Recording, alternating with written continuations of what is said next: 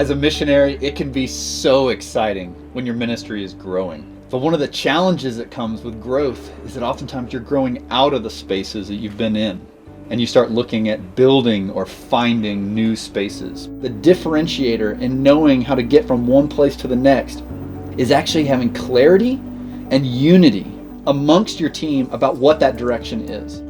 First, let's talk about how to get started with the BVMAP. The BVMAP process is a 5-step process to discover and document the project vision.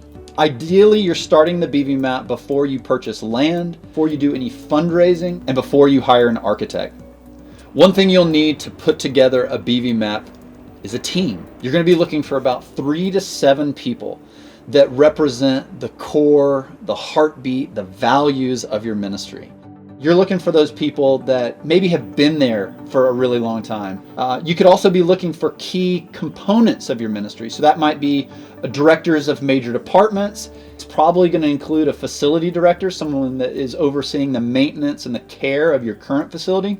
The facilitator will introduce the BVMAP process. It usually takes about 7 2-hour meetings, starting with the big why, and then moving on to values, measures of success, aesthetics, and program requirements.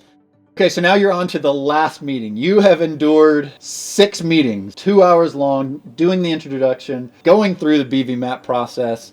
Now what do? Have your facilitator present the BVMAP. Have them read it all the way through to the entire team and talk about, is that the exact word we want to use? Does the whole document work together? Is it, like we talked about, building one section to the next? The 7th meeting is really about being able to kind of dot your I's and cross your T's and say, this is really the representation, the best ideas we have as a team, and now it's ready to be disseminated to others.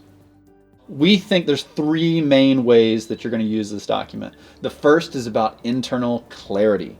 So this is about getting the document to your board, to your staff, and allowing everyone to take a look at the direction that God is calling the ministry.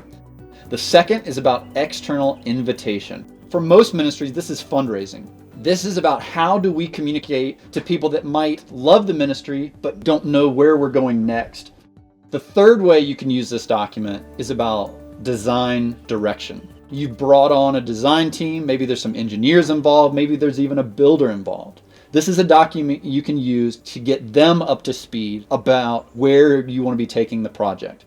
So in the next videos, we're going to walk you through the 5 steps of the BVMAP process, starting with helping your team find the big why. God bless. We'll see you in the next video.